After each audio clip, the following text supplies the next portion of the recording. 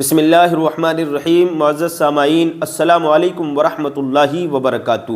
نحمدہ ونصلی ونسلم علی رسولہ الکریم، اما بعد فاعوذ باللہ من الشیطان الرجیم، بسم اللہ الرحمن الرحیم۔ درود پاک سنائیے، اللہم صلی علی سیدنا و مولانا محمد وبارک وسلم، صلو علیہ صلاۃ وسلام علیک یا رسول اللہ صلی اللہ تعالیٰ علیہ وسلم۔ تو آئیے دوستو، آج ہم آپ سے گفتگو کرنے والے ہیں اس موضوع پر کہ اللہ تبارک و تعالیٰ کے ناراض ہونے کی نشانیاں کیا ہیں۔ یہ چیزیں آج ہم آپ کے سامنے رکھیں گے۔ آج ہم آپ کو یہ بتائیں گے کہ اللہ تبارک و تعالیٰ جب اپنے بندے سے ناراض ہوتا ہے تو پھر بندوں کے ساتھ کیا ہوتا ہے، اور جب اللہ تبارک و تعالیٰ اپنے بندوں سے راضی ہوتا ہے تو ان کو کون سا تحفہ، کون سی نعمت، کون سی رحمت سے ان کو نوازتا ہے۔ میرے عزیزو، یہ ساری باتوں کا خلاصہ میں آپ کے سامنے بیان کرنے والا ہوں۔ محبت سے بنے رہیے اور پورا دیکھیے، انشاءاللہ تعالیٰ آپ کی زندگی میں بہاریں آ جائیں گی، آپ کی زندگی میں خوشحالی پیدا ہو جائے گی، آپ برے کام چھوڑ کر نیک کام کرنے لگیں گے۔ یہ چند باتیں ہیں، ان کو ضرور سن کر کے جانا اور قرآن و حدیث کی روشنی میں بتانے کی آپ کو کوشش کروں گا۔ میرے عزیزو، سب سے پہلے میں آپ کو بتائی دیتا ہوں کہ جب اللہ تبارک و تعالیٰ اپنے بندے سے راضی ہوتا ہے تو بندے کو نماز پڑھنے کی توفیق دیتا ہے۔ جب اللہ تبارک و تعالیٰ اپنے بندے سے راضی ہوتا ہے تو زکوٰۃ دینے کی توفیق دیتا ہے۔ جب راضی ہوتا ہے تو اچھے برتاؤ کرنے کی توفیق دیتا ہے۔ جب اللہ تبارک و تعالیٰ اپنے بندے سے راضی ہوتا ہے تو روزہ رکھنے کی توفیق دیتا ہے، قرآن پڑھنے کی توفیق دیتا ہے، حج بیت اللہ کی زیارت کرنے کی توفیق عطا فرماتا ہے۔ اور میرے عزیزو، جب اللہ تبارک و تعالیٰ اپنے بندے سے ناراض ہوتا ہے تو پھر اس سے نمازوں کی توفیق چھین لیتا ہے، زکوٰۃ کی توفیق چھین لیتا ہے، روزہ رکھنے کی توفیق چھین لیتا ہے، قرآن عظیم پڑھنے کی توفیق چھین لیتا ہے۔ کل ملا کے بات یہ ہے کہ نیک کام کرنے کی اللہ تبارک و تعالیٰ اس بندے سے توفیق چھین لیتا ہے جس بندے سے اللہ تبارک و تعالیٰ ناراض ہوتا ہے۔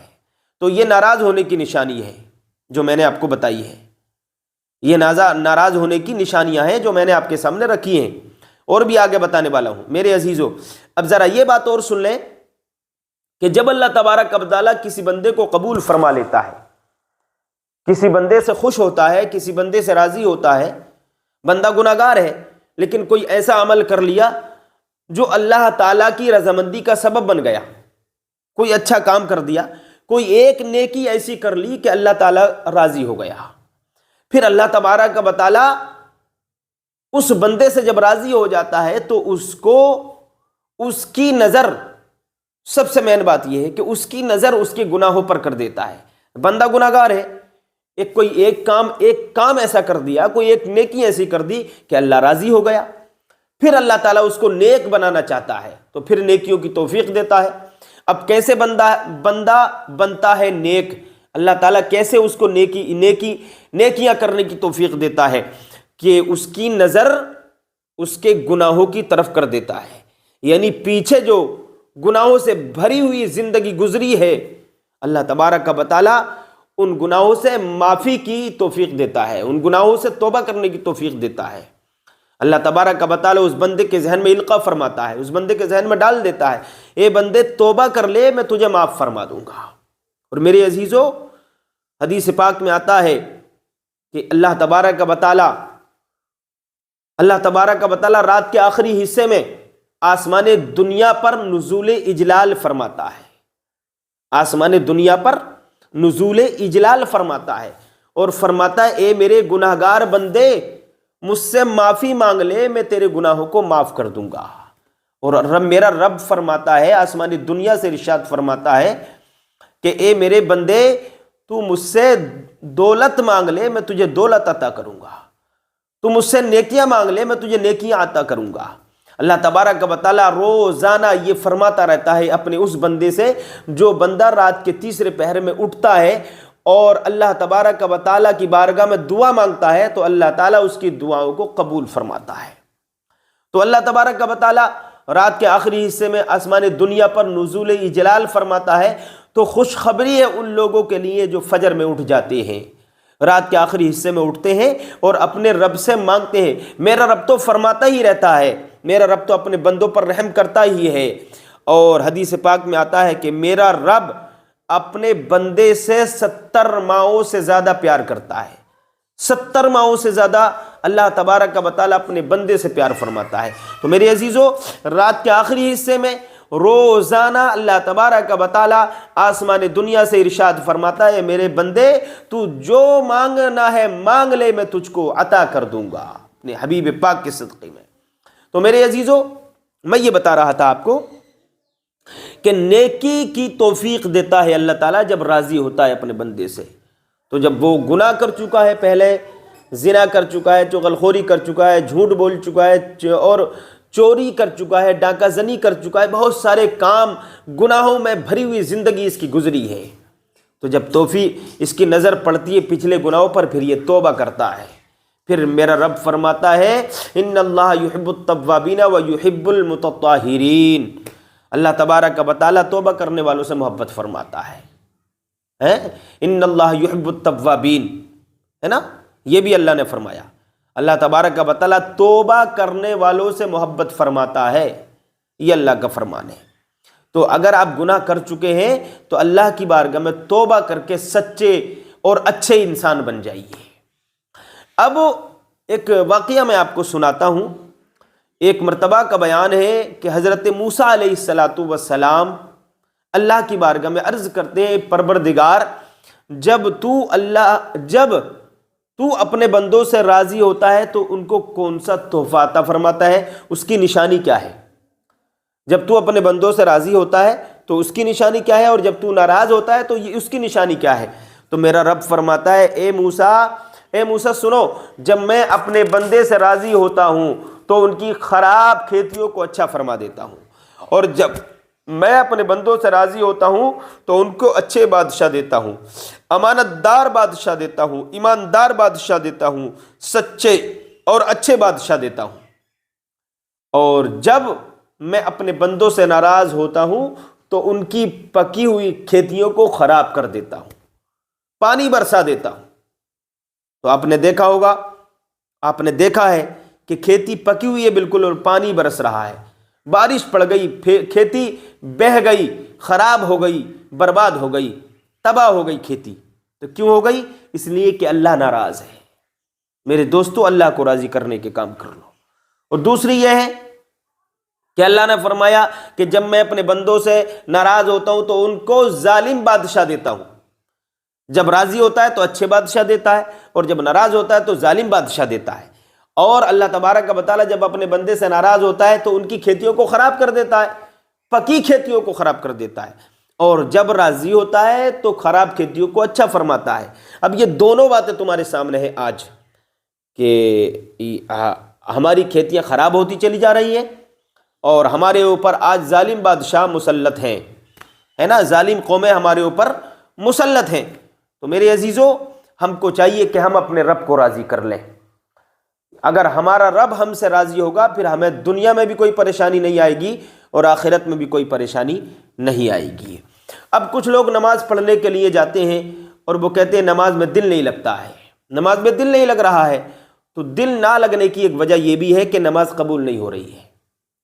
جب آپ کا دل نماز میں نہ لگے، نماز آپ باقاعدہ پڑھ رہے ہیں، پھر بھی نماز میں دل نہیں لگ رہا ہے، تو سمجھو کہ آپ کی نماز میں کہیں نہ کہیں کمی ہے، آپ کی نماز خضوع اور خشوع کے ساتھ ادا نہیں ہو رہی ہے۔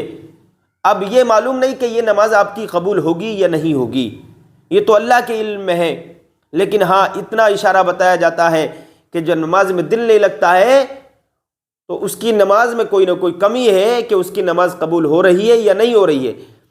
اور قبول ہونے کی نشانی یہ بتائی جاتی ہے، کتابوں کے اندر اشارات میں بتائی جاتی ہے کہ جب بندہ نماز پڑھتا ہے، نماز میں دل لگنے لگے، تو سمجھ لو کہ اس کی نماز قبول ہو رہی ہے۔ نماز میں دل لگنے لگے اور آپ نماز پڑھیں تو بالکل دنیا کی فکر چھوڑ دیں، گھر کی فکر چھوڑ دیں، کھیتی کی فکر چھوڑ دیں، کاروبار کی فکر چھوڑ دیں، کاروبار کے ٹائم پر کاروبار کریں، بزنس کے ٹائم پر بزنس کریں، ہے نا، تجارت کے ٹائم پر تجارت کریں، دھندے کے ٹائم پر کوئی بھی جائز دھندا کریں، کھیتی کے ٹائم پر کھیتی کریں، گھر کا کام کرنے کے ٹائم پر گھر کا کام کریے، لیکن جب نماز کو جایا کریں تو صرف اور صرف آپ کے دل میں خیال اللہ کی رضامندی کا ہو۔ اور یہ خیال ہو کہ یہ نماز وہی نماز ہے جو مصطفیٰ جان کائنات صلی اللہ تعالیٰ علیہ وسلم کو یہ تحفہ اللہ پاک نے معراج پاک میں عطا فرمایا، یہ وہی تحفہ ہے جو ہم سب کے پیارے نبی معراج پاک سے ہمارے لیے لے کر کے آئے۔ تو اللہ کو راضی کرو۔ نماز جو ہے اللہ کی رضامندی کا سبب ہے، اللہ رضا الہی کا ذریعہ ہے نماز، جنت میں جانے کا ذریعہ ہے نماز، نیکیاں جنت میں جانے کا ذریعہ ہے، نیک کام کرنا جنت میں جانے کا ذریعہ ہے۔ تو اچھے کام کریں، نماز پڑھیں، نمازوں کی پابندی کریں۔ اور اللہ نے فرمایا ان الصلاۃ تنہا عن الفحشاء والمنکر، بے شک نماز بے حیائی اور بری باتوں سے روکتی ہے۔ میرے عزیزو، جب آپ نماز پڑھیں گے تو جھوٹ نہیں بولیں گے، جھوٹ سے بچاتی ہے نماز، ظلم سے بچاتی ہے نماز، اتیاچار سے بچاتی ہے نماز، ہے نا، اور چغل خوری سے، غیبت سے، تمام واہیات باتوں سے، تمام برائیوں سے نماز بچاتی ہے۔ لیکن وہی نماز بچاتی ہے جو نماز آپ کی قبول ہو رہی ہے اللہ کی بارگاہ میں۔ آپ صحیح سے نماز پڑھیں گے، دل لگا کر پڑھیں گے تو آپ تمام برائیوں سے بچ جائیں گے۔ اب کوئی بندہ نماز برابر پڑھتا ہے لیکن برائیوں سے بھی نہیں بچ رہا ہے تو سمجھ لو کہ اس کی نماز اللہ کی بارگاہ میں قبول نہیں ہو رہی ہے، اللہ پاک اس کی نماز کو قبول نہیں فرما رہا ہے۔ تو آپ سوچیں اور غور کریں اپنی زندگی پر اور اپنی نمازوں پر، اپنی زکاتوں پر نظر ڈالیں کہ کس انداز سے ہم زکات دیتے ہیں، کس انداز سے ہم نماز پڑھتے ہیں۔ جب آپ نماز پڑھیں تو آپ کا ارادہ اور آپ کا عقیدہ اور آپ کا جو نیت ہے وہ یہ ہونا چاہیے کہ اللہ راضی ہو جائے، یہ نیت ہو۔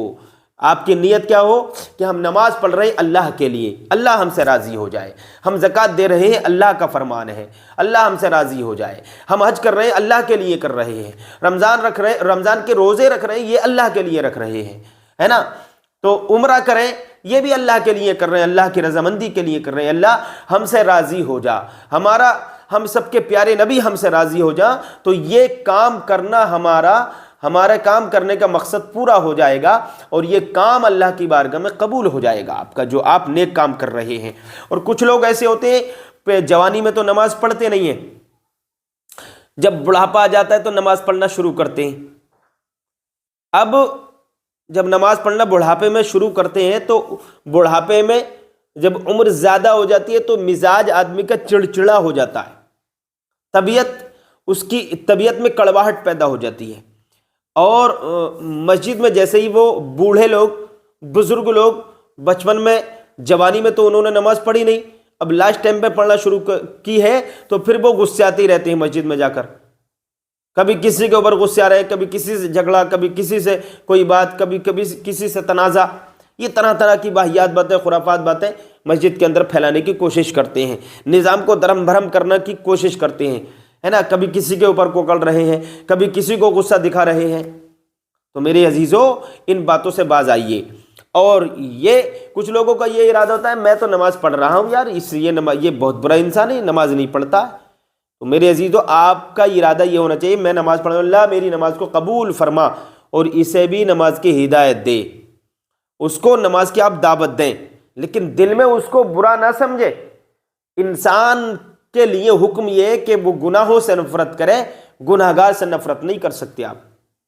بڑے بڑے گناہگاروں کو میرے نبی نے سینے سے لگایا ہے، گناہگار سے نفرت کرنے کا حکم ہے، گناہگار سے، گناہ سے نفرت کرنے کا حکم ہے، لیکن گناہگار سے نفرت کرنے کا حکم نہیں ہے۔ گناہگار سے اگر آپ نفرت کریں گے تو پھر گناہگار گناہوں سے کیسے بچے گا؟ اگر کوئی گناہگار ہے، نماز چھوڑ رہا ہے، زکوٰۃ نہیں دیتا، حج نہیں کر رہا ہے، اور بھی گناہوں میں ملوث ہے، وہ مبتلا ہے، تو آپ اس کو سمجھانے کی کوشش کیجئے۔ آپ سمجھائیں گے، اس کے قریب جائیں گے، اس کو اللہ اس کی بارگاہ میں دعا کریں گے اس کے لیے اللہ اس کو ہدایت دے، آپ اس کو پند و نصیحت فرمائیں گے، سمجھائیں گے، تو ہو سکتا ہے آپ کی بات اس کے دل میں اتر جائے، اور جب اس سے نفرت کر کے آپ بیٹھ جائیں گے، اس سے بچیں گے آپ، تو پھر وہ سنبھلے گا کیسے، سدھرے گا کیسے؟ بعض لوگوں کی عادت ہوتی ہے کوئی محلے میں گناہگار تو اس سے نفرتیں کرتے ہیں، اس کا حقہ پانی بند کر دیتے ہیں۔ نہیں، یہ مت کیجئے، بلکہ یہ کام کریے کہ اس کو سمجھانے کی کوشش کیجئے، اچھے راستے پر لانے کی کوشش کیجئے، نیکی کی دعوت دیجئے۔ اگر کوئی برا کام کر رہا ہے تو اس کو اچھائی کی طرف لے جانے کی کوشش کیجئے۔ اگر وہ برا کام آپ کی بات سے چھوڑ دے گا، نیک کام کرنے لگے گا تو آپ کو بھی ثواب ملے گا۔ تو گناہ سے نفرت کریں، گناہگار سے نہیں۔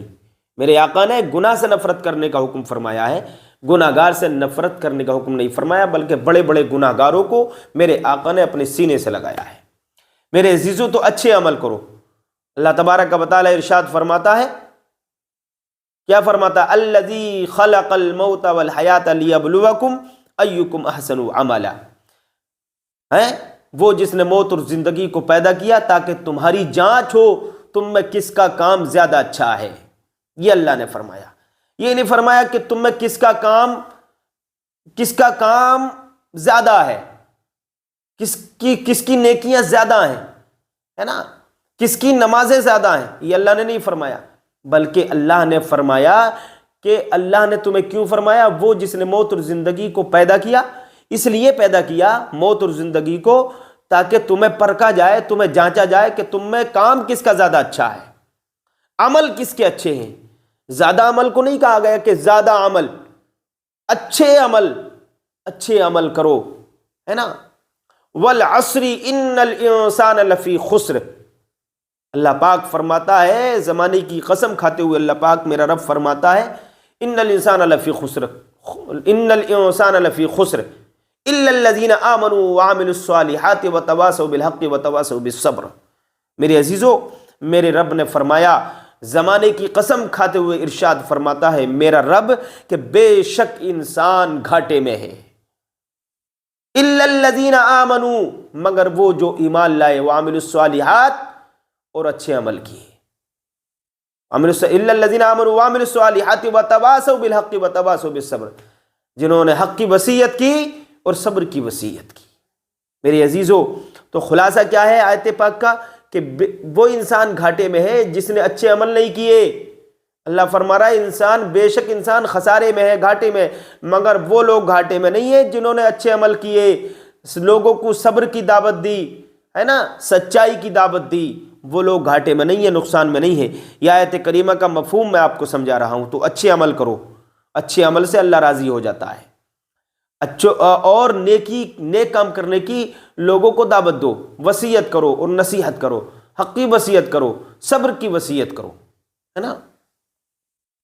تو میرے عزیزو، یہ چند باتیں تھیں جو میں نے آپ کو بتائیں، اور ان باتوں پر عمل کرنے کی کوشش کریں۔ آج کے لیے اتنے کافی ہے۔ السلام علیکم۔